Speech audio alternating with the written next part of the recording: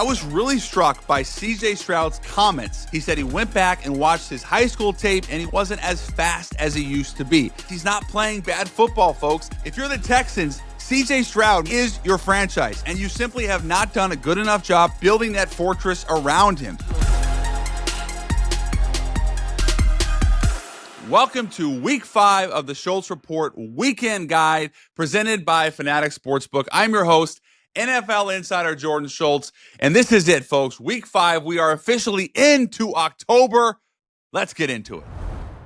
Here are my headlines for this week by the numbers, beginning with the number 0. That's the number of wins so far for Spencer Rattler. He's 0-10. He's actually playing some pretty good football, and if you look at the Saints, they're actually running the ball really well. On the other side, Jaxson Dart, he is 1-0, and you know he still has a chip on his shoulder by being passed on by the Saints. And I think this is going to be a very, very sneaky good game for Dart.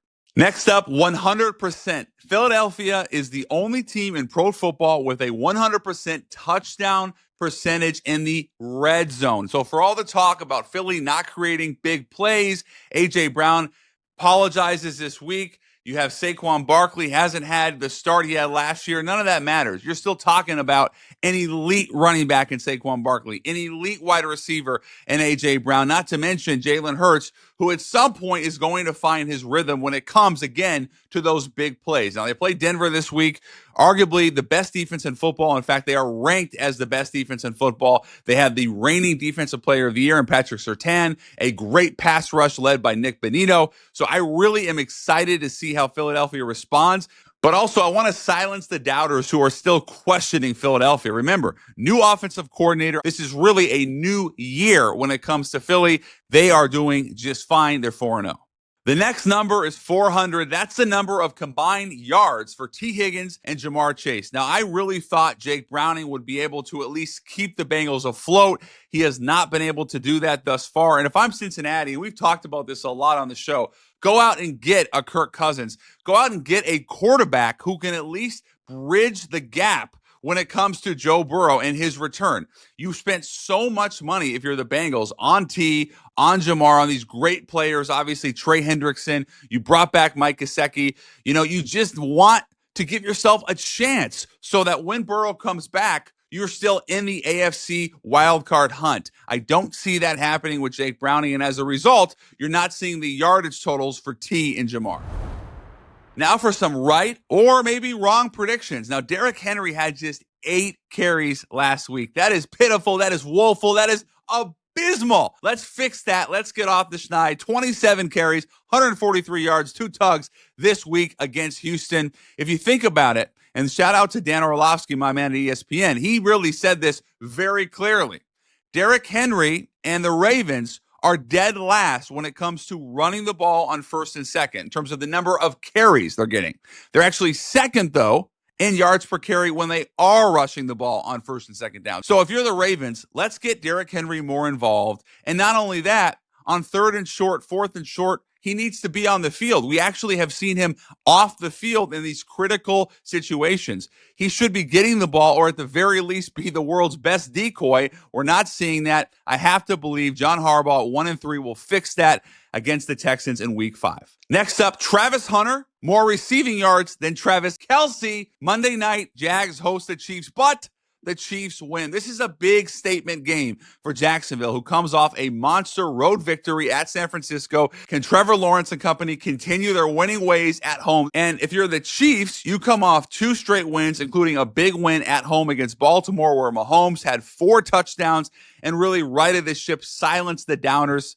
So, to summarize, Hunter gets more receiving yards than Kelce, but the Chiefs are still the champs of the AFC, and the Chiefs win on the road Monday night. And finally, Cam Skattebo, plus 2,500, Offensive Rookie of the Year. Now, we have seen some excellent performances thus far. Emeka Egbuka, Tedaro McMillan, among others. But Skattebo at plus 2,500, that's like taking candy from a baby. That value is insane. It's getting shorter by the week. This is the last week you're going to be able to get him with a big number like that. He's running the ball extraordinarily well. Per PFF, he's the league's #1 runner right now. You know Brian Daboll wants to run the ball, continue to get Jaxson Dart involved more and more by the week, but not overwhelm him. That's where Skattebo comes in. 20-plus carries, it seems like, is a given, not to mention his downhill attacking, violent running style. I love the way he runs the football, and I love the way the Giants are using him. Power eye football, plus 2,500. That seems like incredible value that is going to be gone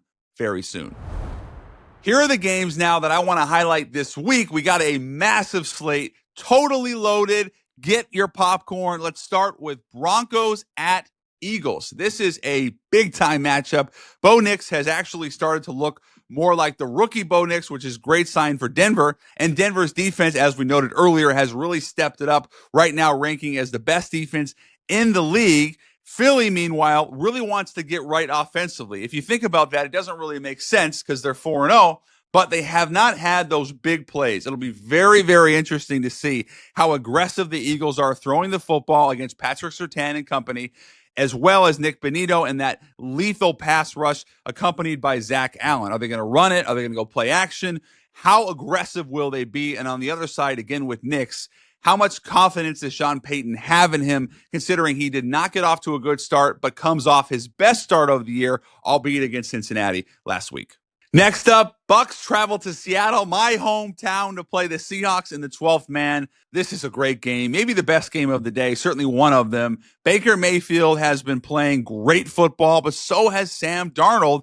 So has JSN and the Seahawks offense, but it's the Seahawks defense under second-year head coach Mike Macdonald that has really turned heads. They are flying around the ball. They've also got Devon Witherspoon back, their two-time All-Pro corner, and that really is the key. His matchup against Emeka Egbuka, who right now has been the best offensive rookie of the year, has been lethal coming off his first 100-yard game. Really excited to see that matchup. Also, no Bucky Irving. That is a killer. He's really become one of the better running backs in all of football. So you go to Rachaad White, who's a really talented slasher as well, but he's different than Bucky Irving. You don't have that 1-2 punch. You also have Sean Tucker now, who they like, explosive runner. So it'll be fascinating to see how much Tampa runs the football, how much they air it out. And obviously, you do not want to get down in that stadium, as I know from personal experience growing up. It is a brutal fan base to be down against. That 12th man is a big difference. And then we got Monday Night Football. Dun, dun, dun, dun. The Chiefs travel to Jacksonville. Big opportunity for the Jags. This is probably the biggest home game in Jags history, certainly since the Mark Brunell, Keenan McCardell, Jimmy Smith days. And if you're the Chiefs, you're 2-2. You come off your best game of the season. Patrick Mahomes, 4 TDs against Baltimore. And they're starting to really get healthy. Xavier Worthy was a big factor last week. You saw Juju Smith-Schuster catch his first touchdown. You have Rashee Rice coming back in a couple weeks. So if you're the Chiefs, you're feeling really good about yourself. And if you're the Jags, you're saying, like, this is the litmus test. And I put all the pressure, fair or not, on Trevor Lawrence, because this is the type of game that he has not been able to win in the past. Can he do it now against the reigning 3-time reigning AFC champs and a defense that is chomping at the bit? Football's unpredictable, but there's always a few guarantees. Some team will punt on 4th and inches to everyone's disappointment, guaranteed. A ref will blow a pass interference call, guaranteed. Here's another guarantee. Fanatics Sportsbook has the best offer this football season. Every single football game day until October with Fanatics Sportsbook. If your football bet loses, new customers get up to $100 back in fan cash and can also bet $10 to get $100 in fan cash. No one likes losing, but with Fanatics, you're still winning fan cash. Make the switch and download Fanatics Sportsbook, where every game day comes with a guarantee. Fanatics Sportsbook. Winning hits different here. Must be 21 plus. Gambling problem? Call 1-800-GAMBLER. Connecticut, call 888-789-7777. Massachusetts, call 800-327-5050. New York, call 877-8-HOPE-NY. Maryland, visit mdgamblinghelp.org. Offer not available in all states. Terms apply. See Fanatics Sportsbook app.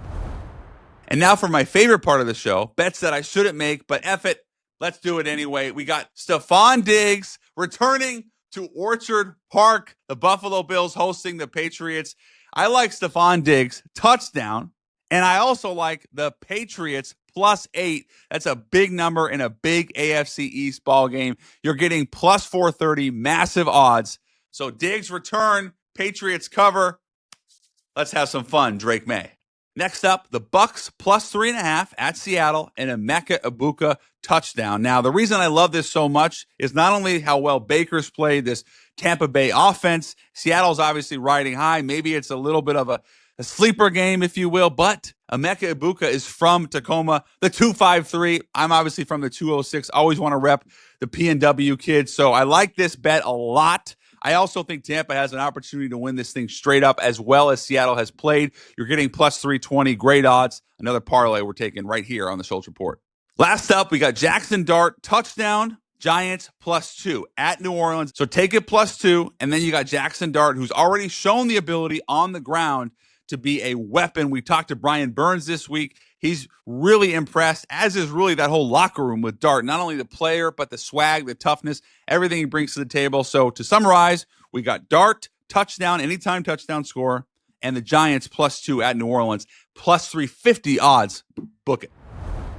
And lastly, here are some things that don't matter, as well as my parting thoughts for week 5, beginning with Shadeur's miming antics. It doesn't matter, one, because Dillon Gabriel is QB1, and for whatever reason, Kevin Stefanski and the Browns said, you know what, Shadeur, you're still QB3. So to be very clear, Joe Flacco, despite being benched, is backing up Gabriel. How much has Joe been important to both you and Dillon in terms of your guys' development to this point? I also thought the miming antics were harmless. I thought they were hilarious. I think Shadeur brings a lot of entertainment to the game, even when he's not playing. I think the kid is hilarious. I also believe strongly that Sanders at some point in his career will become a bona fide starting quarterback. Maybe it's not now, but at some point he will be. But for the time being, it's Dillon Gabriel's show in London. And you might say, Jordan, why don't you care about him miming? Isn't that disrespectful? No. What would be disrespectful is how everybody scrutinizes this kid no matter what he says. So it's damned if you do, damned if you don't. He knows, Shadeur knows, that if he says something, it's going to be scrutinized. His words will be turned against him. So why not have a little fun with the miming meme this week? Next up, you have the Brock Purdy versus Mac Jones discussion. Now, this is still Brock's team. They paid him a handsome fee. But how about Mac Jones' professionalism? How about how well he's played, battling that injury against the Rams, 2 touchdowns and a big win? And to really better understand Mac Jones and the type of success he's having, I had a very interesting conversation with a longtime NFL scout, personnel guy, veteran dude that really understands the position, specifically quarterbacking. And what he said to me was quite simple. He said, Jordan, there's a select few dudes that are going to be great no matter what. Put those guys aside, and then you have a lot of really talented quarterbacks that need a quarterback guru, that need someone that can call plays consistently at a high level, put them in a great position to succeed. That's what Mac Jones is now getting with Kyle Shanahan. You have certain quarterbacks that are very talented, may take a little more time.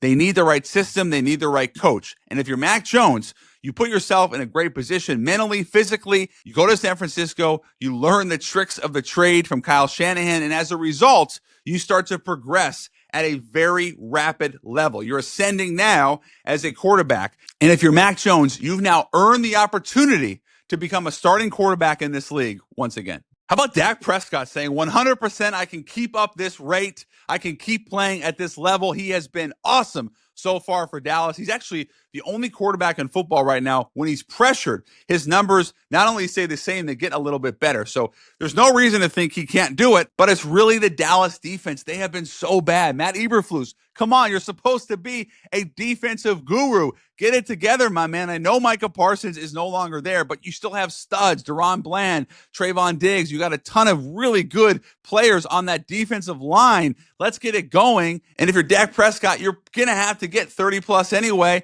You're going to have to continue this terror because the way the defense is playing, it's a shootout every single week.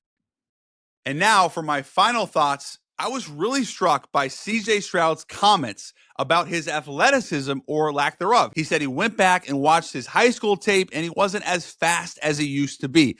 Now that strikes me for a variety of reasons. He's only 23 years old, but more importantly, if you're the Texans, CJ Stroud, make no mistake, He is your franchise. He is the cornerstone. He is everything. You go as he goes, and you simply have not done a good enough job protecting him, building that fortress around him. Make no mistake, CJ Stroud has not regressed. He's not playing bad football, folks. He simply has no time. Watch a Texans game, and you will be struck by the fact that when he snaps the football, the pass rush is there. He doesn't have the opportunity to make 1, 2, 3 progressions, to make the proper reads. And that's so frustrating to me if I'm a Texans fan, because you know how talented this man is. And if you think about some of the great quarterbacks that have essentially been forced into early retirement, yes, I'm talking about Andrew Luck. He was not protected. Now, I'm not saying Stroud's going to be forced into early retirement, but I am saying he is being sacked more than Andrew Luck was. That's not a guess. That's not an opinion. That's a stat. That's a fact. Through his first 2 years, Luck was sacked 73 times. CJ Stroud, 90 sacks and 10 more already this year. So he's been sacked 100 times, Stroud has, essentially through 2.25 NFL seasons. That's not on Stroud. That's on the porous offensive line. And if you're the Texans, you better fix that offensive line if you want to see the version of CJ Stroud we all know and love, not to mention the athleticism and speed he knows he possesses. All right, folks, that's it for the Week 5 weekend edition of the Schultz Report. Thank you so much for tuning in and for your support as well. Be sure to like, comment, and subscribe. We'll see you on Wednesday.